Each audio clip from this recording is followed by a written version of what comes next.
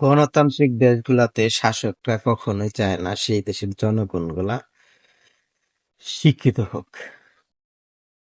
কারণ একটা মানুষ যখন শিক্ষিত হবে স্বশিক্ষায়, তখন তার মধ্যে নিজের যে অধিকারগুলা আছে সেগুলা সম্পর্কে সে সচেতন হবে। দেশের জনগণের যে অধিকার আছে সেগুলা সম্পর্কে সে সচেতন হবে। আর তার ফলে যেটা হবে, আপনার ওই শাসকরা কিন্তু ইচ্ছা মতো দেশ পরিচালনা করতে পারবে না। তাদের কর্মকাণ্ডের পেছনে বা সামনে আপনার প্রতিবাদ তৈরি হবে। কারণ একটা জনগণ যখন সে তার ন্যায্য অধিকার যেটা সেটা যখন জানবে, সেটা সম্পর্কে যখন অবগত থাকবে, তখন কিন্তু সেটা আদায় করার জন্য সে ইচ্ছা পোষণ করবে বা প্রতিবাদ করবে। যার ফলে আপনার চাইলেও সেই সরকার আপনার ইচ্ছা মতো সবকিছু করতে পারবে না।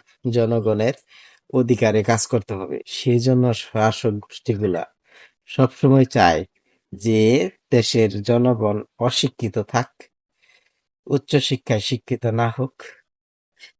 কারণ উচ্চশিক্ষায় শিক্ষিত হলেই তাদের সমস্যা। কারণ শিক্ষিত জনগোষ্ঠী যখন দেশের সমস্যা, দেশের অধিকার, দেশের জনগণের চাহিদা নিয়ে কথা বলবে, তখন শাসক গোষ্ঠীকে সেটা আদায় করতে হবে, সেটা দিতে হবে।